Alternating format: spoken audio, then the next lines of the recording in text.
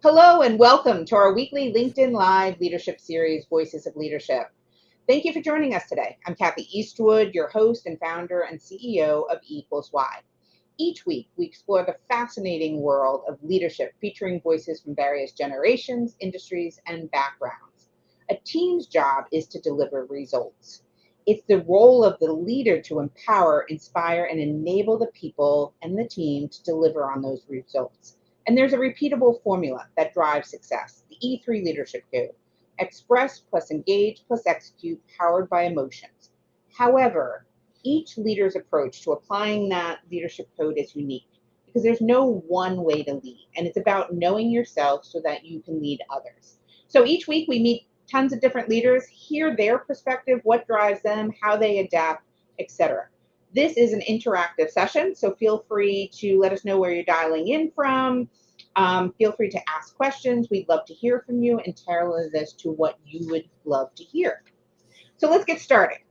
Today's conversation is about the leadership side of technical selling.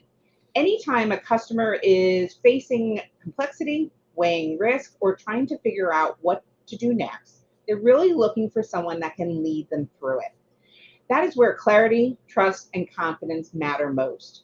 And the people closest to the customer, whether they sit in the technical team, sales, or services, often shape that moment more than anyone else. And I'm especially excited about today's guest because John Kerr and I have known each other for many years. I don't think I want to put a time frame on it, No, John. no, definitely not.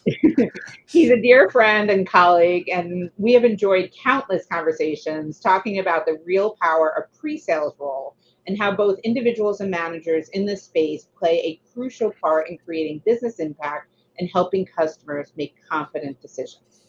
John has spent his career really helping teams turn expertise into clarity and influence. At Mastering Technical Sales, he has trained tens of thousands of people on how to lead customers through uncertainty, not by saying more, by expressing the right message clearly, engaging with empathy, and executing with confidence. His work lines up beautifully with the E3 leadership code because he understands that leadership is not a title. It is how you show up when someone else needs direction. John, thank you so much for being here. I'm so excited. We've been talking about this for some time now that you would come on. I obviously just scratched the surface Mhm. on your background and where we've kind of been through. Can you take, in your own words, why don't you share with our audience your journey, what's brought you here, and how you've seen this profession of the pre sales role really evolve and how you've helped shape it? Sure. So great to see you again, Kathy. I am coming live to you from Philadelphia. You can see my Philadelphia Eagles mug behind me right there, and not from the deck of the USS Nimitz, as you might think from the headset. We have people coming in and out of our home today, so I just wanted to make sure it was quiet. So I started many, many years ago, actually, as a chemical engineer, crawling around an oil refinery. And we would have technology vendors come in trying to sell us stuff to help us be more productive and to do our jobs faster and do better process design. And what I discovered was that although I was a pretty good engineer, I was a really good explainer of technical things to both technical and non-technical people. One of the vendors said, "Hey, you're pretty good at this. Would you like a job?" And that's how I discovered this magical industry of the sales engineer. And we'll chat a little bit more about that in a minute.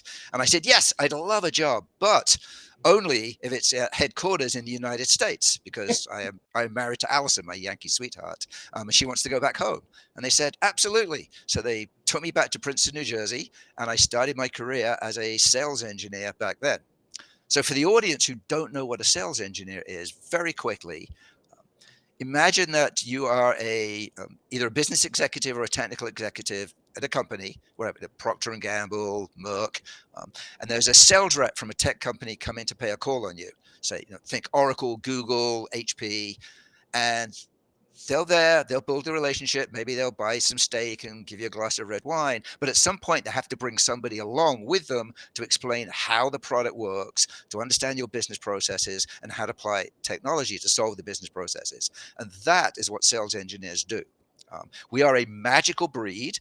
There are maybe 2.3, 2.4 million of us in the entire world of 8 billion people. So we all like to think we're somewhat special.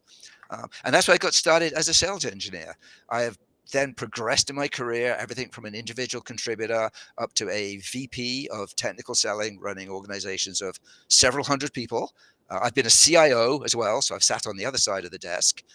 And then I don't know, about 15 years ago or so, I decided it was time to give something back to the profession and started up Mastering Technical Sales. And we are now a global company with, goodness, 20, 25 facilitators delivering professional skills workshops and leadership workshops back into the sales engineering community. So that's the 1 minute and 19 second summary. No, that's great. And I appreciate that because, we have our audience comes from all different kind of functions within the Sure. organization. And that's where we met was in the pre-sales organization. And Yeah. it is something that is a role that really changed my life as well, because I started as a CPA, right? And That's coming right. You in did. as, Yeah. I bought, so similar to you, I was buying a software package and I'm like, oh, I love this. And then you learn like, oh, wait a minute, I can sell this, but you're a user. So, and then trying to help others. When you look at the pre-sales role, and I know you've used this term a lot, and pre-sales, by the way, pre-sales I'll use a lot of times, but it's also the sales engineer, right? Yeah. You look at those titles as synonymous, or do you see a distinction between pre-sales and sales engineer? Um, There are actually about 46, I think, at last count, different titles that explain what we 2.4 million people do. And many people want to standardize on a single title, and I actually celebrate the diversity. So whether you can be a solution engineer, a systems engineer, a customer engineer, just a general architect, whatever it might be. I mean, basically, we are the people, we are the oil that drives the engine of sales. In fact, the engine of an entire company, because sales engineers touch almost every aspect internally, as well as touching large numbers of departments within our customer base. And that kind of goes a little bit into leadership, because one of the leadership aspects is it's like a jigsaw puzzle and you have to put them all together and build those relationships. Yeah, and you use a term which I really appreciate is the sales engineer, the pre-sales. They really need to set themselves up as a trusted advisor, right? So talk a little bit about, I know one of your books is about being the trusted advisor to the customer. Talk more about that and what that means and why it's so important. Yeah. So trusted advisor is an interesting and maybe a little bit overhyped concept. I mean, you can put 20 people in a room, ask them to define trusted advisor, and you'd get 50 different versions of it. Fundamentally, a trusted advisor is somebody who will always do the right thing for the customer. Um, and when you talk to senior executives and what they want from a vendor's technical sales team, number one is someone who understands my business, and number two is somebody I can trust to do the right thing for me and my team. Um, so that concept of actually having someone that you can trust and provide value is super important. And you also discover very early on that customers will trust the engineer like 3 to 4 times as much as they trust the salesperson and pretty much anybody else in the vendor's company, including executives. So that is kind of the hidden weapon, the value that we have, because we are in the room to help the customer, and almost everybody else is in the room to sell something to the customer. And that's an important distinction, and that drives the value, which then drives the trust. So you talk trust obviously is a very big word and so critical. How do you guide and suggest people build that trust with others? Sure. Well, I could put a cheap plug in and say, go read the Trusted Advisor Sales Engineer book, or actually just the Trusted Advisor, which is like the granddaddy of all the books back in 2000 by Masters and Galbraith. So there's actually a trust equation. So as we deal with engineers, we actually want to find a way to measure trust and put a number on it. Okay? So we think about it in terms of credibility. So, can people believe what you say or what you write? Reliability, can people trust, if you like, in what you do? Um, there's intimacy, which is trusting people's feelings and building the relationship. So, they're all positive things.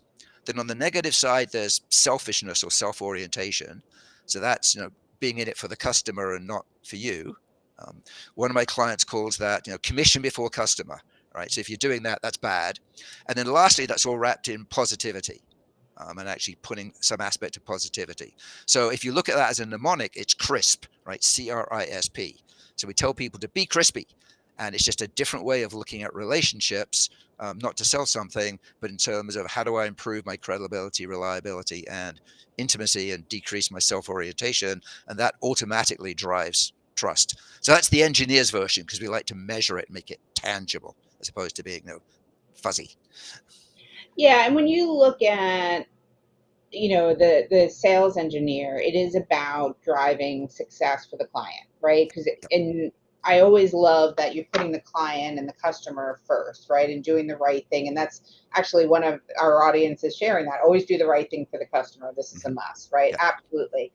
And it's no different than leadership, right? And I always look at these kind of customer facing roles as leadership in getting people to do something you need them to do or want to do, and guiding them and influencing them Yep. without direct authority. And so this is leadership in the truest sense, because you're trying to help them make a decision, implement something, and get stuff done, without being able to tell them what to do.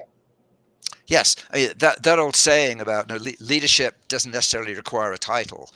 I can think of no other profession where that is as true as it is within technical sales. And you think about it, it's not uncommon for a 27-year-old systems engineer to be sitting in front of a 54-year-old CIO or chief security officer, giving them advice and ideas and innovative thoughts about how to do something.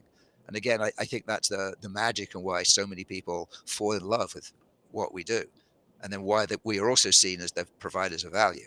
Yeah.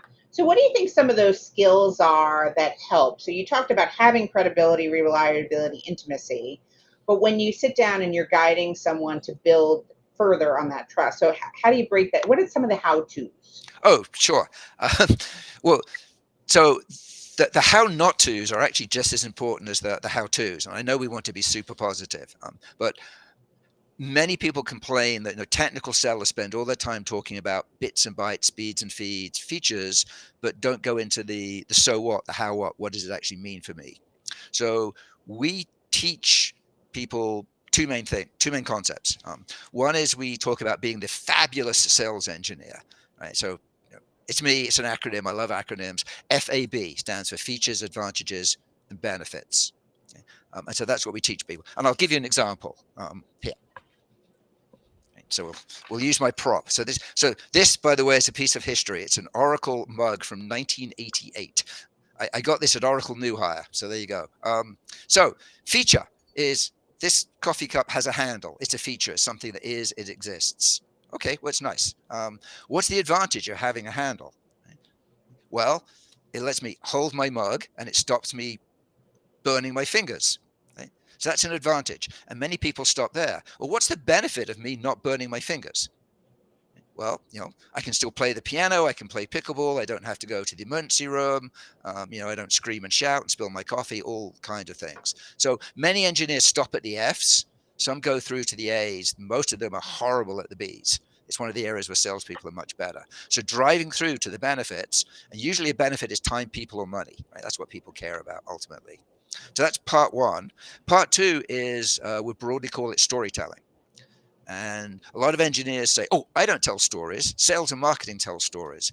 But actually, you do. And it's a way to humanize your technology. Because ultimately, even in the world of AI, it's still people who use the technology. So if you start explaining things in humanizing terms, it's much easier for people to understand that concept. So being fabulous and using stories appropriately, probably the two biggest things that we teach the engineer to explain and make those relationships. And when you're working with your customers, and kind of guiding pre-sales in this, how much does purpose come in? Knowing what the client's purpose is, what their end vision is, and what they're doing and why they're doing it. Mm. Yeah. Well, your solution, to use that marketing word, right? Your solution has no value until the customer actually understands it does have value, no matter how much you want. So you do need to understand the customer's purpose, why they're in the room with you, whether virtually or physically. And almost every sales methodology in the world talks about pain, right? Find the customer's pain, see what their problems are, and go fix them. And it turns out that's only about 3/4 of the problem. And what distinguishes the rock star engineer from the average engineer is they look for the gains as well. And if you can tie your technology set to gains and something positive in the future, that builds empathy, that builds trust, that builds value, and it usually goes into that sense of purpose. So it might be as simple as me asking you something, Kathy, like, so Kathy, 12 months from now, if we fix these three things that worry you, what are some of the things, the projects that your team might be able to do they can't do now? And suddenly I'm lifting your head up out of the immediate pain and I've staunched the bleeding. You go, oh, John, I have all these projects that I would just love to do. And then suddenly it is a positive relationship. And we are talking about not just getting rid of pain, but of gains and positive things in the future. And that to me again is like a major differentiator between an average team and a world-class team that is literally leading the customer across the bridge into the future. Yeah, and I mean a lot of what you're talking, John, and I know you, so I'm going to lead you kind of to the water on something, but Sure. you, what I'm hearing is very much here's how you win, but underlying all of this is really empathy Mm-hmm. and how you need to connect to the hearts of your customers, to your team members, to come together because it's not just about asking the right questions or it's really caring, correct? Oh, absolutely. And building that relationship. Yes. So I'm hearing an echo somewhere in the background. Sorry. Um, Sorry, I don't think it's from me. It's it's all right. Let me take my mic and see if it's better. Is that better? That is much better. All right. So we're talking about empathy. So if you think about the fundamental traits of an engineer, I mean, there's two psychological traits behind it. And my lovely wife Alison has a joint degree in education and psychology. So which is a scary thing to be married to somebody like that. But she says no. So engineers have two basic traits. One is that we like to fix problems. So if you can align with someone in your client to fix a problem, that is great. And the second thing is that we are ultimately pleasers. We like to make people happy. So if you put those two together and you just kind of like let yourself go and be natural, that drives so much like empathy because you can literally put yourself in the other person's shoes. You understand. Many engineers have worked in the field before they go into sales, and those relationships just bloom. Because I think some of the strongest relationships are built when you're fixing a problem and you're working on it together, and then suddenly bang, you've got that bond, you've got that relationship, and great things happen after that. So much as engineers are thought kind of a little bit dispassionate and Mr. Spock like, if you dig down underneath the covers, we are really nice people and you should get to know us. Well, and it's interesting because that was the piece for me that's important to call out. The purpose of why engineers are coming to the table are to solve problems. They're not coming to necessarily drive a sale, No. right? And that when you have a purpose around solving a problem, then you're looking for active listening, right? You're trying to understand why people are there, what it matters, and this is where often when why did things get done? People have a clear vision where they're going, right? And then they're speaking the language of the customers. Now, I think some of what you're helping the engineers with is how to engage with people that are different from them. Mm-hmm. Absolutely. So one of the things we do is personality profiling, and we call it NILU. Not everyone is like you. Um, so it's understanding that yes, you may be dealing with some people who we call them red. So they are burning hot, right? Yeah, you're one, right? So get it done. I want it done yesterday. Don't bother me with the details. Just let's go do it. Then you have people who are yellow. They're bright and happy like the sun, and you meet them, and suddenly there's an hour of your life you're never going to get back because they've just been chatting away. Mm-hmm. You've got green people, we call them, who are literally that they want to make everyone's life happy, save the whales, everyone works as a team, build consensus. And then you've got the classic blue, which is the engineer and the people who have Excel spreadsheets to manage their Excel spreadsheets. And so people are a mix of those, and actually teaching people, most classes teach people what they are, and that's Mm. interesting. But it's far more fun to teach people how to interact and deal with other people, because as an engineer, especially in sales, it's actually your job to be the chameleon and to adapt. And I think, again, that shows the leadership and that shows the empathy as well, if you are willing to do that. Yeah, I love that. And we use the profile, the Clarity 4D, which is an English version of the behaviorals. And yes, I am a classic red. Hmm. But we talk a lot about how to. I love what you're saying. It's how to speak the language of others that have different colors, but also or energies. But the other side of it is also knowing how you're perceived, right? So I'm assuming when you're talking to a lot of the engineers who are traditionally blue energy, that can come across as very, as you said, dispassionate was one of the things you had said, that, oh my God, they're going to analyze this to death and things like that. But that is a power that you bring, but other people can perceive it. You put someone with a lot of yellow energy in a room with a lot of blue energy, and there's a lot of conflict, right? Right, yes. So it is teaching people to like soften the edges.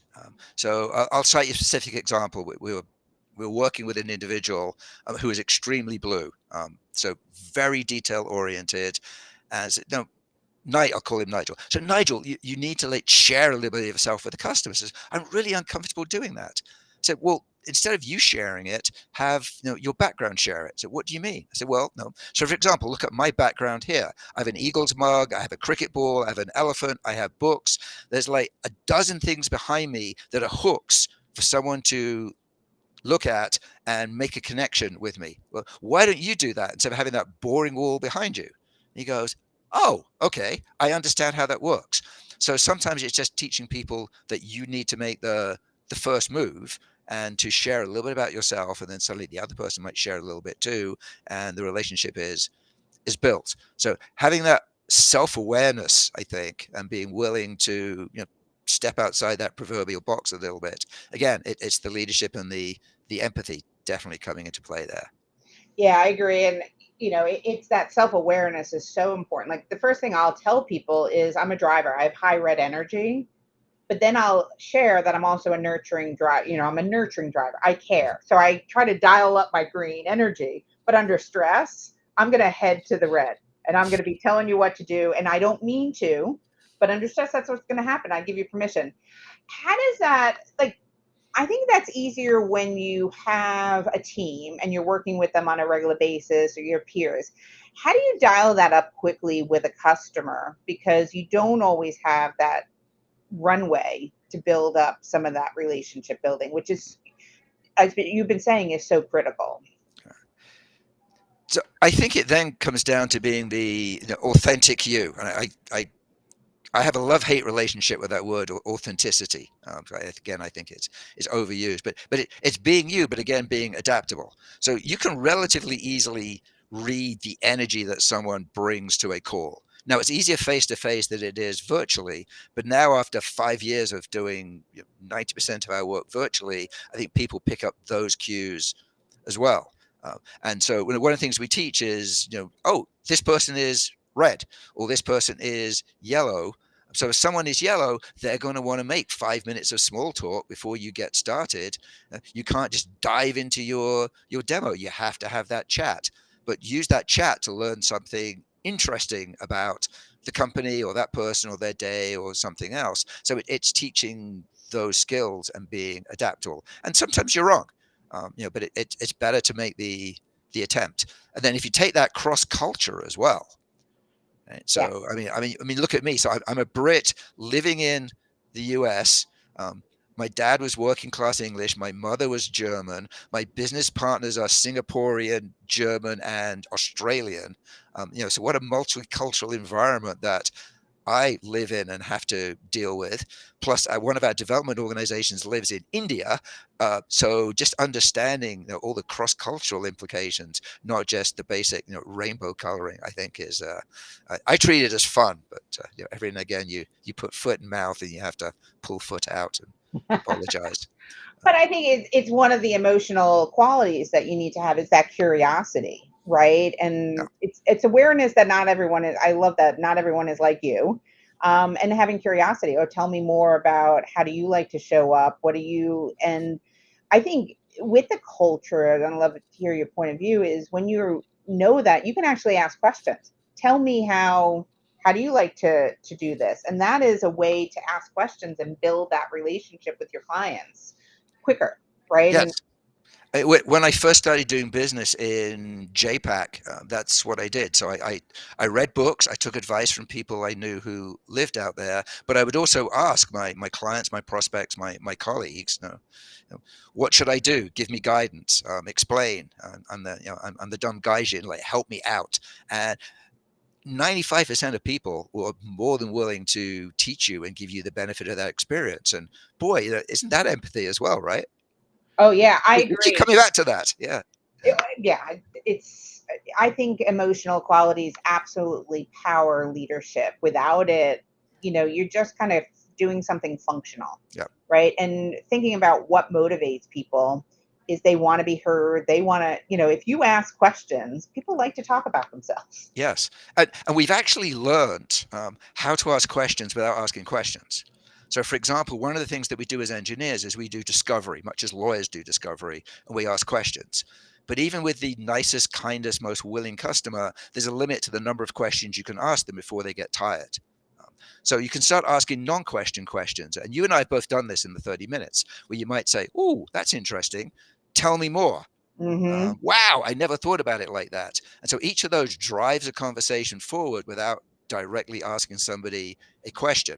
And whether you're in a direct culture like Israel or the Netherlands, or a more indirect culture like Malaysia, for example, that still helps drive the conversation forward. So using those non-question questions is a technique that we teach every engineer to use because it makes such a difference. Yep, I love it. So when you think about, the future and where things are going, right? So we talk about AI. I'm gonna. What is really going to be the differentiator, do you think, as we move forward? Oh, the differentiator is our humanity. Um, I was leading the, you to that water, so well done. well, well, it's in our future SE report. And so, to quote one of our clients, belief still lies in the hands of the engineer. And that will remain that way for a long time until their robots have massing spending authority to buy from our robots, which will happen at some point in the future. But I think I can honestly say that in 2030, if I had a choice, I'd still rather be a sales engineer or a technical seller rather than just a regular account executive, because I think they are the first one who are going to get whacked, and then it'll go down the value chain.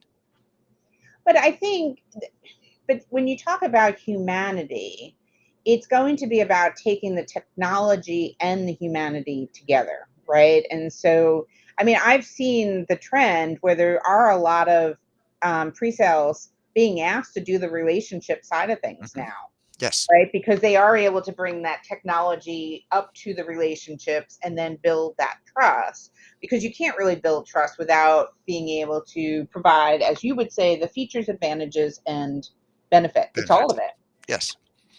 And that is increasingly going to be the case that engineers, I mean, and it's been going on for 20 years, that engineers are being asked to pick up so much more of the consultative selling skills and the relationship skills, whereas the job of the sales rep has barely changed. I mean, the sales rep is using different technologies, certainly than they were, say, in 2001. But what the SE is being asked to do in 2026, as opposed to 2001, those 25 years, I mean, the job responsibility, the task list has tripled or quadrupled, which again I think means that we are closer to the money, and so the closer you are to the money, I think the more secure your job is. Yeah. And I'm thinking about just in the importance of leadership in general as well, right? Humanity is going to be the real differentiator as we move forward because people logic doesn't influence people. Well, it does influence, but emotions move people, right? Logic will give you that, okay, that makes sense, but it doesn't move me necessarily if I'm not emotionally on board. Yes, I mean, there's the old sales truism, which is that people buy emotionally, then defend the decision later with logic. And I think that is still going to be true in 2030 in the age of the robots, Yep. which is why we'll still be here. Well, believe it or not, we're already at the half hour. I Gee, knew this was going to go really fast. You and I could talk all day. But for the audience and think broader than just the pre-sales organization, what do you want, customer facing professionals, especially those in technical sales, to remember about their impact as leaders? What advice would you have? the customer believes that you provide more value to the sales process and the overall technical process than anybody else in your organization. Um, and the really smart salespeople know that. So go do your thing. Like let loose the dogs of war. Go out, make your own contacts. Go visit the customer physically or virtually. Go talk to other customers. See what they're doing with your technology set, and then understanding how your stuff is used, both according to what's in the manual and all the off-label uses, is what will differentiate you and make you the rock star sales engineer. And then I'd add on to that, don't just look to solve problems, look to be innovative and to generate positive gains as well. And then people will love you and invite you back. Excellent. I love it. I love it. And, everyone, we're getting lovely comments of people loving what they're hearing and to hear us talking again, because I think probably there's quite a few in our audience that we've worked with for years. I'm sure there are. Excellent. Well, John, thank you so much for joining us. I appreciate it. Where can folks find more out about mastering the technical sales? They can go to the website, which I think Imelda dropped into the chat. So www.masteringtechnicalsales.com, or you can just Google me, John Kerr. It's easy, 8 letters, and there's a little page and it'll direct you. Excellent. Well, thanks so much, John. Appreciate you having you on, and loved everything you're talking about, because it really does align to what we believe on the E3 leadership Sure series. does. Yeah. Yep. So appreciate it, and thank you all for joining us, and we'll see you next week. Take Okay. care. Thank you.